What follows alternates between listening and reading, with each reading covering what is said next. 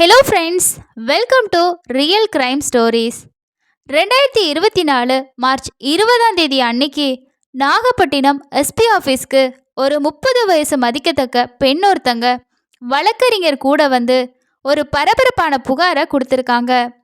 இந்த புகார் ஒரு போலீஸ் மேலே கொடுத்தது தான் ஒரு ஷாக்கிங்கான நியூஸாக இருந்திருக்கு. என்ன புகார், அந்த போலீஸ் யாரு, விரிவாக பார்க்கலாம். நாகப்பட்டினம் மாவட்டத்தில் உள்ள வேளாங்கண்ணியை அடுத்து இருக்க பெரிய தும்பூர் கிராமத்தை சேர்ந்தவங்க 30 வயசாகக்கூடிய சுகன்யா. இவங்க ஒரு தனியார் கம்பெனியில் வேலை பார்த்துட்டு இருக்காங்க.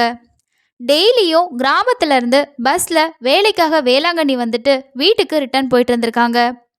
பஸ் ஸ்டாண்ட்ல இருந்து கம்பெனிக்கு நடந்து போகிற வழியில தான் இவங்களுக்கு வேதாரண்யம் காவல் நிலையத்தில் முதல் நிலை காவலராக வேலை பார்க்கக்கூடிய அருணோட பழக்கமாகுது. ஆரம்பத்தில் நார்மலாக 2 பேரும் பேச ஆரம்பிச்சிருக்காங்க. அதுக்கப்புறமா க்ளோஸ் ஃப்ரெண்ட்ஸாக ஃபோனில் பேசுகிற அளவுக்கு இவங்களோட பழக்கம் இன்னும் நெருக்கமாகுது. அருணும் சுகன்யாவும் அடிக்கடி ஃபோனில் பேசி ஒருத்தர் நல்லாவே புரிஞ்சுக்க ஆரம்பிச்சிருக்காங்க. நண்பர்களாக இருந்த 2 பேரும் காதலர்களாக மாறவும் ஆரம்பிச்சிருக்காங்க. இந்த காதல் விஷயம் சுகன்யா வீட்டுக்கு தெரியாமல் மெயின்டைன் பண்ணிட்டு இருந்திருக்காங்க. அடிக்கடி வேலைக்கு போகிறதா சொல்லிட்டு அருணோட பீச்சு பார்க்குன்னு ஊர் சுற்றிட்டு இருந்திருக்காங்க. சுகன்யாவும் அருணோட ரொம்ப சந்தோஷமாகவே இருந்திருக்காங்க. எப்படியும் அருணை தான் கல்யாணம் பண்ணிக்க போகிறோன்னு நினச்சி கணவன் மனைவியாக வாழவும் ஆரம்பிச்சிருக்காங்க. அருண் நாகப்பட்டினம் காவலர் குடியிருப்பில் தனியாக தங்கியிருந்தனால அடிக்கடி தனிமையில் இருக்கலான்னு சொல்லி சுகன்யாவை வீட்டுக்கு கூட்டிகிட்டு போயிருக்காரு. அந்த வீட்டில் 2 பேரும் கல்யாணத்துக்கு முன்னாடியே உறவு வைக்கவும் ஆரம்பிச்சிருக்காங்க. இது தொடர்கதையாகவும் நடந்திருக்கு. சுகன்யாவும் அப்பப்போ லீவ் போட்டுட்டு அருணோட வீட்டுக்கு போயிருக்காங்க. மகளோட நடவடிக்கையில் ஏற்பட்ட மாற்றம் சுகன்யாவோட பேரண்ட்ஸ்க்கு கொஞ்சம் கொஞ்சமாக தெரிய வருது. வேலை பார்க்கக்கூடிய இடத்துலையும் அடிக்கடி உங்கள் பொண்ணு லீவ் போட்டுட்டு எங்கே போகிறான்னு தெரியல, இப்படியே பண்ணால் வேலையை விட்டே நிறுத்திடுவோன்னு சுகன்யாவோட அப்பா கிட்ட சொல்லியிருக்காங்க. இதை கேட்டு அவங்க இன்னுமே அதிர்ச்சி ஆகுறாங்க. டெய்லியும் வேலைக்கு போகிறதா சொல்லிட்டு போகிறா, சாயந்தரம் வேலை முடிகிற டைமுக்கு தான் வீட்டுக்கு வர்றா, இந்த நேரத்தில் எங்கே இருந்துட்டு வர்றான்னு யோசிக்க ஆரம்பிச்சிருக்காங்க.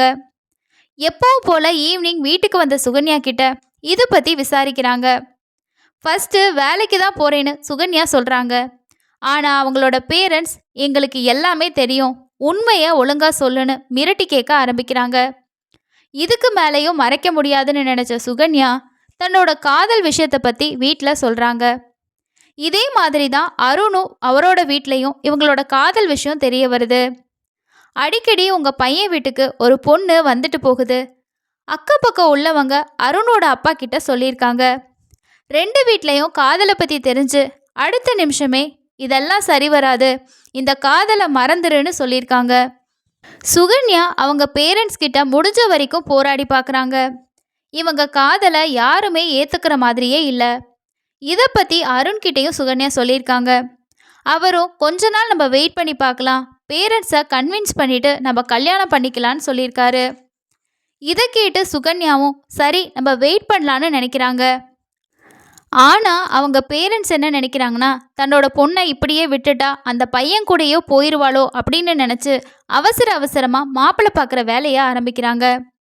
சொந்தத்தில் ஒரு பையனை பார்த்து 2022 சுகன்யாவுக்கு கல்யாணம் பண்ணி வைக்க எல்லா ஏற்பாடுகளையும் செய்கிறாங்க. இந்த கல்யாணத்தில் சுகன்யாவுக்கு விருப்பம் இல்லைனாலும் பேரண்ட்ஸ் ரிலேட்டிவ்ஸ் எல்லாருமே சேர்ந்து அவங்கள பிளாக்மெயில் பண்ணி ஒத்துக்க வச்சுருக்காங்க. வேற வழி இல்லாமல் சுகன்யா அந்த பையனை கல்யாணமும் பண்ணிக்கிறாங்க. சுகன்யாவுக்கு கல்யாணமான விஷயம் அருணுக்கும் தெரிய வருது. ஆனால் தன்னோட காதலிக்கு கல்யாணம் ஆகிருச்சு, பரவாயில்லன்னு அவரோட வேலையை பார்க்க ஆரம்பிச்சிருக்காரு. இன்னொரு பக்கம் சுகன்யா கல்யாணமாகி தன்னோட மாமியார் வீட்டுக்கு போகிறாங்க. அங்கே அவங்க புது லைஃப்பை ஸ்டார்ட் பண்ணலான்னு நினச்சி கணவரோட வாழ்க்கையை ஆரம்பிக்கிறாங்க. ஆனால் அதுவும் 3 நாள் கூட தாக்கு பிடிக்கலை. சுகன்யா அடிக்கடி வாந்தி எடுக்க ஆரம்பிச்சிருக்காங்க. அதுவும் இல்லாமல் டயர்டாக இருக்குன்னு சொல்லி ரெஸ்ட்டும் எடுத்திருக்காங்க. கல்யாண அலைச்சலாக இருக்குமோ, சாப்பாடு எதுவும் சேரலையோன்னு நினச்ச அவங்களோட கணவர் அவங்கள டாக்டர்கிட்ட கூட்டிகிட்டு போயிருக்காரு. அங்கே தான் புது மாப்பிள்ளைக்கு ஒரு பெரிய அதிர்ச்சி காத்துட்டு இருந்திருக்கு. சுகன்யாவை செக் பண்ண டாக்டர்ஸ் ஒரு சில டெஸ்ட்டுக்கு எழுதி கொடுத்துருக்காங்க. அதோட ரிப்போர்ட் எல்லாம் பார்த்துட்டு உங்கள் ஒய்ஃபு கர்ப்பமாக இருக்காங்க அப்படின்னு சொன்னது கேட்டதுமே புது மாப்பிள்ளைக்கு தூக்கி வாரி போட்டிருக்கு. கல்யாணமாகி 3 நாள் கூட முழுசாக ஆகலை, அதுக்குள்ளே எப்படி கர்ப்பம்னு குழம்பி போயிருக்காரு. உடனே தன்னோட மாமனாருக்கு கால் பண்ணி வீட்டுக்கு வர சொல்கிறாரு. சுகன்யாவோட அப்பாவும் மகளுக்கு என்ன ஆச்சு, காதல் விஷயம் எதுவும் தெரிஞ்சு பிரச்சனையாகிருச்சோ அப்படின்னு பதறி அடிச்சுக்கிட்டு ஓடி வந்திருக்காங்க. மாப்பிள்ளை வீட்டுக்கு வந்த சுகன்யாவோட அப்பா கிட்ட உங்கள் பொண்ணு கர்ப்பமாக இருக்கான், இப்போ தான் கல்யாணமே ஆச்சு, அதுக்குள்ள எப்படி அப்படின்னு சொல்லி புது மாப்பிள்ளை கேள்வி கேட்டிருக்காரு. இதை கேட்டதுமே அவங்க அப்பாவுக்கு ஒன்றுமே புரியாமல் குழம்பி போய் நிற்கிறாங்க. அதுக்கு அடுத்ததாக சுகன்யா கிட்ட என்ன விஷயம் அப்படின்னு கேட்டதுக்கு தான் அருண் கூட நான் கணவன் மனைவியாக வாழ்ந்ததுனால தான் இப்போ கர்ப்பமாக இருக்கேன் அப்படிங்கிற உண்மையை சொல்லியிருக்காங்க. இந்த விஷயத்தை கேள்விப்பட்டதுமே புது மாப்பிள்ளை என்ன சொல்கிறாருன்னா, இதுக்கப்புறம் உன்னோட என்னால் வாழ முடியாது, இப்படி ஏமாற்றி கல்யாணம் பண்ணி என்னோட வாழ்க்கையே அழிச்சிட்டிங்கன்னு சொல்லி அந்த புது மாப்பிள்ளை வீட்டை விட்டு சுகன்யாவை துரத்தி விட்டுருக்காரு. சுகன்யாவுக்கும் வேற வழி இல்லை, இனிமே நம்ம எங்கே போகிறதுன்னு சொல்லிட்டு அவங்களோட அப்பா வீட்டுக்கே திரும்பவும் வந்திருக்காங்க. காதலன் கூடவும் வாழ முடியல, கல்யாண வாழ்க்கையும் இப்படி ஆகிருச்சேன்னு நினச்சி சுகன்யா ரொம்பவே நொந்து போகிறாங்க. திரும்பவும் அருணுக்கு கால் பண்ணி நடந்த எல்லா விஷயத்தையும் சொல்கிறாங்க.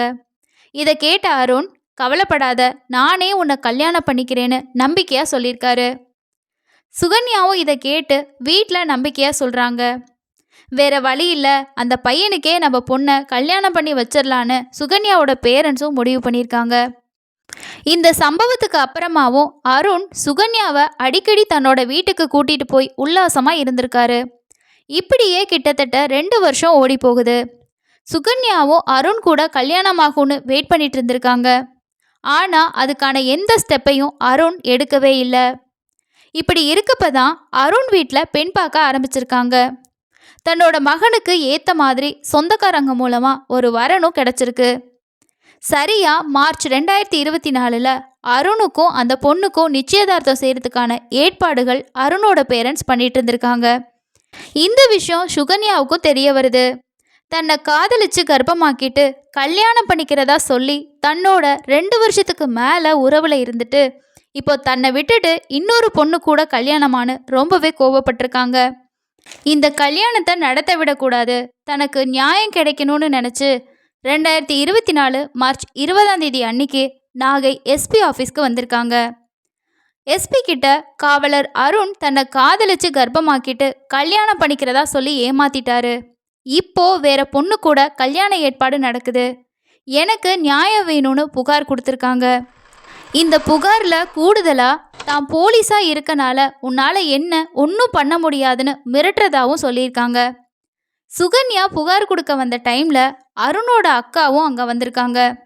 அவங்க ஒரு குற்றச்சாட்டை சொல்லியிருக்காங்க.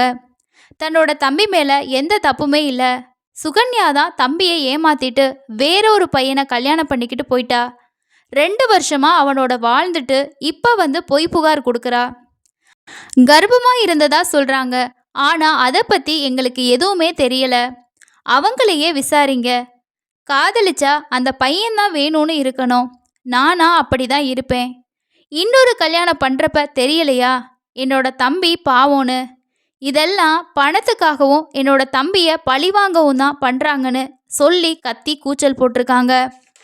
இதனால கொஞ்ச நேரம் நாகை எஸ்பி ஆஃபீஸில் பரபரப்பு ஏற்பட்டிருக்கு. இது பற்றி போலீஸ் விசாரிக்கிறதா சொல்லி 2 பேரையும் அனுப்பி வச்சிருக்காங்க. இந்த சம்பவம் நாகையில் பெரிய பரபரப்பை ஏற்படுத்தியிருக்கு. இந்த கேஸில் யார் சைடில் தப்பு, யார் சொல்கிறது உண்மைன்னு பார்க்குறதுக்கு முன்னாடி காதல் வர்றது தப்பில்லை, ஆனால் எதை எப்போ செய்யணுங்கிறது தான் முக்கியம். காதலனாக இருந்தாலும் கட்டுப்பாடோடு இருக்கிறது நல்லது, இல்லைனா இந்த மாதிரி விளைவுகளை தான் சந்திக்கணும். காதலில் ஸ்ட்ராங்காக இருந்தால் அந்த பையன்தான் வேணும்னு உறுதியாக இருக்கணும். இன்னொருத்தவங்க லைஃப்பையும் கல்யாணங்கிற பேரில் ஸ்பாயில் பண்ணக்கூடாது. 3 நாளில் உண்மை தெரிஞ்சனால பரவாயில்ல அப்படின்னு நினச்சாலுமே கல்யாண வாழ்க்கை எல்லாருக்குமே ஒரு கனவு. அந்த பையன் எவ்வளவு எதிர்பார்ப்போட கல்யாணம் பண்ணியிருப்பாங்க, அது எல்லாமே போய் ஏமாற்றம் அப்படிங்கிறத தாங்கிக்கிறது ரொம்பவே கஷ்டம். இந்த சம்பவத்தில் அந்த பெண் சொல்கிறது எல்லாமே உண்மைன்னு சொல்ல முடியாது. ஏன்னா 2 சைட்லேயும் விசாரித்தாதான் எதனால் இது வரைக்கும் காவலர் அந்த பொண்ணை கல்யாணம் பண்ணல அப்படிங்கிற உண்மை தெரிய வரும்.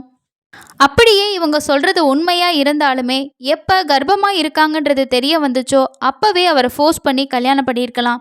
இல்ல இது பத்தி புகாராவது கொடுத்துருக்கலாம். 2 வருஷம் வெயிட் பண்ணி இப்போ அவர் வேற இடத்துல கல்யாணம் பண்றாரு அப்படின்னும் போது கம்ப்ளைண்ட் கொடுக்குறாங்கன்னா கண்டிப்பா போலீஸ் சைடில் விசாரிக்க தான் வேணும். இந்த சம்பவத்தை பத்தி நீங்க என்ன நினைக்கிறீங்க அப்படின்னு சொல்லிட்டு கீழே இருக்கக்கூடிய கமெண்ட் செக்ஷன்ல ஷேர் பண்ணுங்க. அடுத்த இன்னொரு கிரைம் சம்பவத்தில் சந்திக்கலாம். நன்றி.